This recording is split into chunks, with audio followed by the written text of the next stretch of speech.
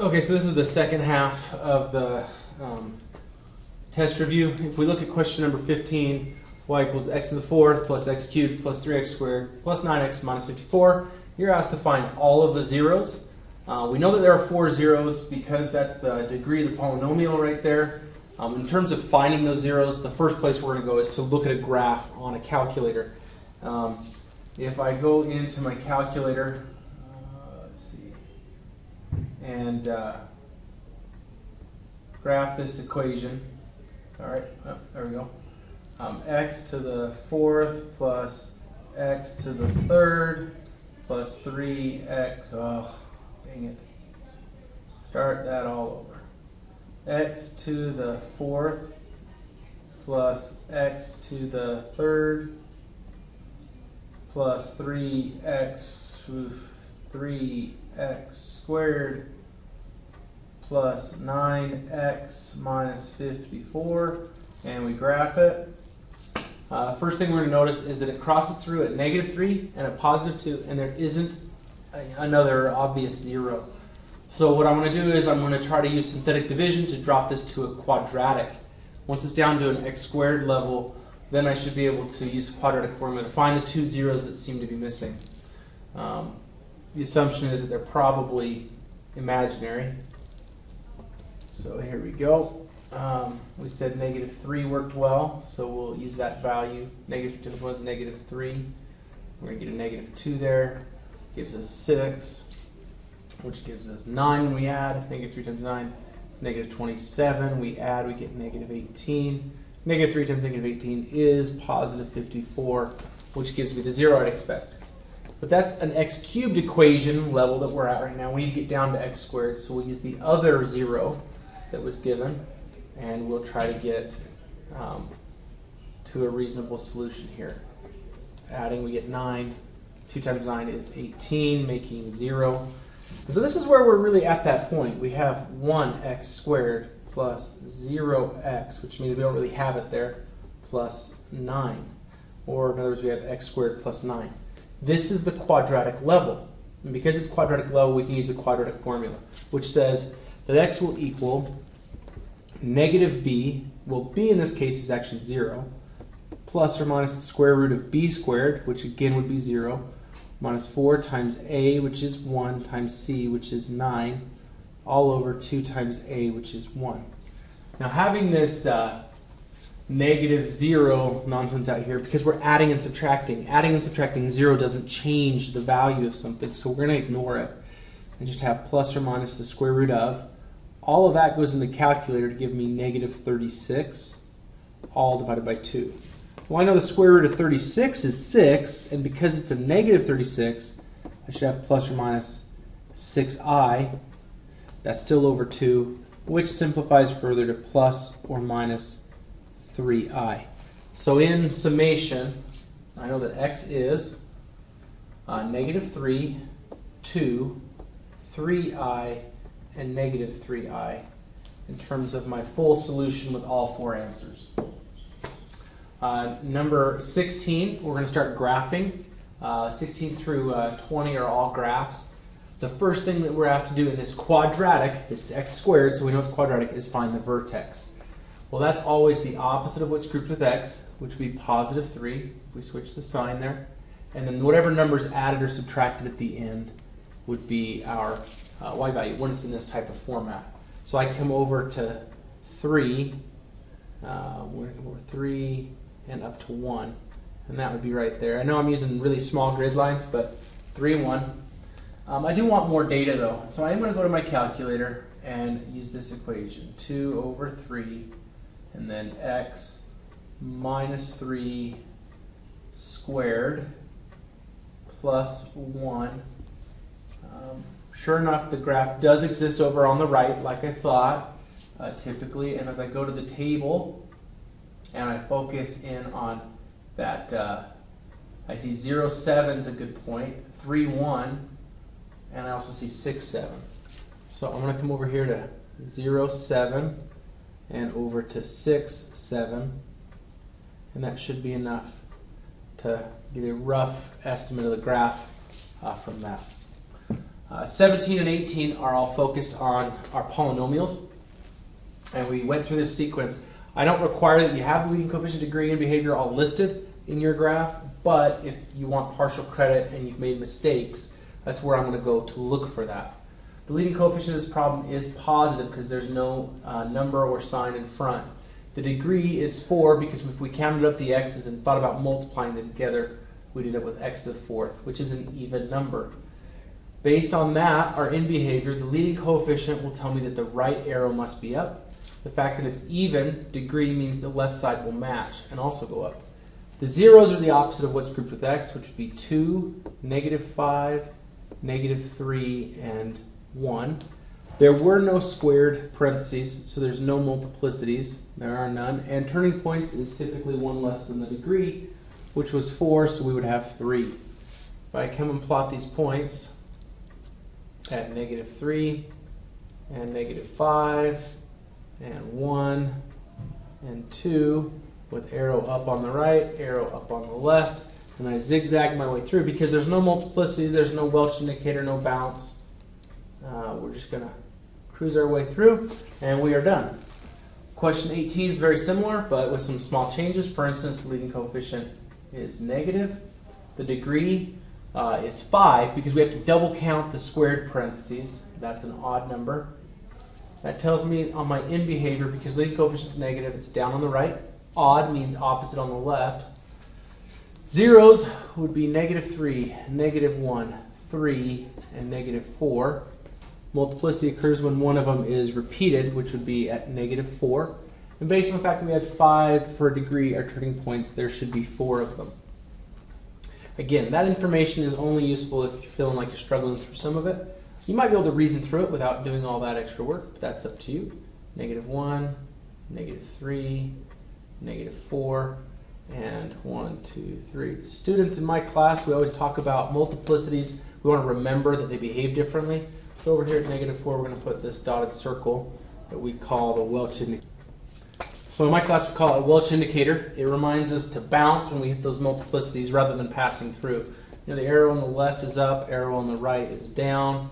So as we come down, we hit that Welch indicator, which tells us to bounce, and then we're going to pass through all of the non-Welch indicator zeros to create our graph right there. Okay, 19, we're going to start going back to the calculator, just because we have to have specific data rather than a general graph like we did on 17 and 18. Here we want to be specific. We do kind of want to know where the center of this graph is, or what we call a crucial point. And so just like we did with the others, we're going to look at this ordered pair from the perspective of the equation. Opposite of what's grouped with x, and then whatever's added or subtracted at the end.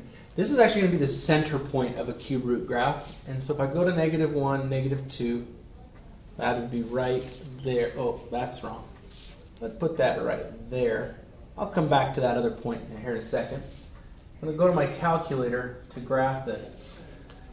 In terms of graphing it in the calculator, I can either use parentheses with a 1/3 exponent, or for those of you who like the formatting different, you go to math, option 4, it gives you the cube root. It's not okay to put 3 and then a square root. Those are different. So x plus 1 and then -2, that has to be outside of the root. If I graph that, I get this sort of zigzag through there. And right in the middle, over here, is where we have that -1, -2. That's important because when I go to the table, I need to know where to kind of look for good points. If you look right here, I have -1, -2. This is my central point. And I want to look for points around it. Well, one of them turns out to be -2, -1, which is that point I drew the first time. Another one of them turns out to be 0, -3. The problem with using this graph right now the way it is that's a straight line. It's not going to cause the zigzag that I need. So I'm just going to look for good points. For instance, -9, 0, which would be way out here. And if I go into the positive numbers, 7, I think produces the -4. Now, you know, you might feel good about that, you might not feel good about that. You could plot some of the decimals to help along the way. But the graph is basically going to behave like that. Whoops, not supposed to trend back up. Imagine that. Having to zoom that way. Okay. And so we want to be able to state the domain and range. Domain and range are about the growth of the x's and the y's. What values can you use? Well, this graph goes forever left, forever right, so the domain of the function is all real numbers. We use that fancy looking R to write all those words in one letter. And then because it is trending downward on the right, trending upward on the left, it is slow growth, but it does grow both ways. The range is also all reals. And that will be the same for all cube root graphs. It is not, however, the same for a square root graph. Here, we still want to focus on finding that first point, which would be -3, 2. So I'm going to come to -3 and 2 and put our first dot there. And then I go to the calculator to get more data. Certainly, this could be done by hand, picking individual points and typing them in. But I think this will save us a little bit of time if we just run through it this way. X plus 3 inside the square root, plus 2 on the outside of the square root. We graph it, we see it says half parabola on its side. And if we go to the table, a whole bunch of errors for the things that we're not allowed to use. And then there's some points like -2, 3 would be right there. And I think there was also 1, 4. Just like that. Just like in the graph on the calculator, I'm not going to let this exist anywhere back here. This is not part of the graph, okay? So don't let your graph trail back to the left. I want to state that in my domain and range because it doesn't go forever to the left and forever to the right, forever up and down. I need to distinguish exactly what it does. The first usable x value was -3. The first usable y value was 2. If I look at the way this graph is headed, okay, all of these x values on my graph are growing. They're getting bigger. I can use 10, but I can't use -10. So I would say that my x must be greater than or equal to -3. I'm going to the right from -3. And then the range is the y values. And because this graph is trending upward, I'd see the y values. They were 2, then 3, then 4 right there. And it keeps going up. So also greater than or equal to. If the graph was trending downward, it would be a less than equal to there. All right, just a few more questions. Number 21, we have an equation we're asked to find its inverse. Well, the inverse is the opposite equation. It's the one that undoes it. So we're going to start by switching x and y, making it x equals 2y to the 5th minus 8. And now our job is to solve for y. And the way we do that is by peeling off the layers. Start with adding 8. So we have x plus 8 equals 2y to the 5th.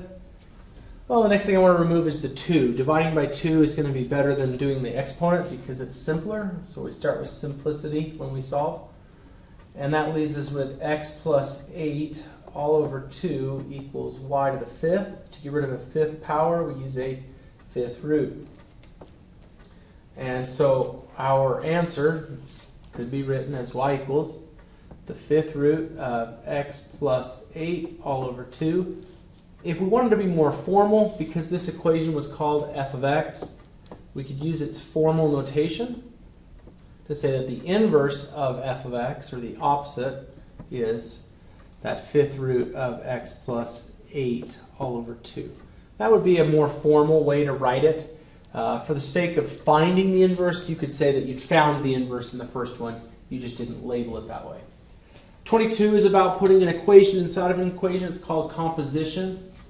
And we start from the outside. We're going to write equation G, but instead of an x, we're going to leave a blank.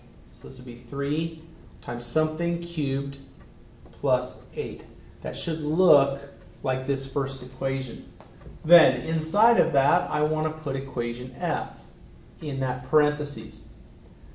So it's important that you put it inside of those parentheses. We have 3 times something plus 4. Well, inside of that set of parentheses, we're told to use a -1. Now there's no more parentheses, so I'm done doing layers. I just need to put the -1 there. And then it's just a matter of simplifying. 3 times -1 is -3, plus 4 is 1. So I have 3 times 1 cubed plus 8. When you do a simplification, you follow PEMDAS, which tells me to do exponents before I multiply. 1 to the 3rd is 1, times 3 is 3, plus 8 is 11. All right, last but not least, we are almost done. We have to change this question. This is not the original review question, but there were some issues with it that I didn't like, and so we're going to look at this approach. So first thing we want to notice is that there's an x that's inside the square root and an x that's outside the square root. I can't solve or simplify this without having them both outside or both inside. So I'm going to have to get rid of the square root. In order to do that, I square, but I have to square both sides.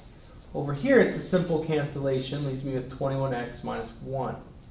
But on the right, I actually have to go through and FOIL the x plus 5 times x plus 5, which will leave me with 21x minus 1 equals x squared. Now there's a plus 5x and another plus 5x, so that's plus 10x.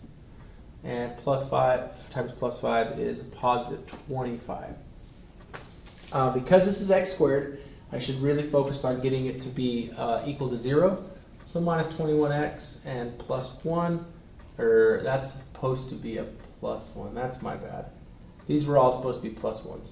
So that makes this a minus 1. It's a good thing I've done this a few times. Minus 21x minus 1. There we go.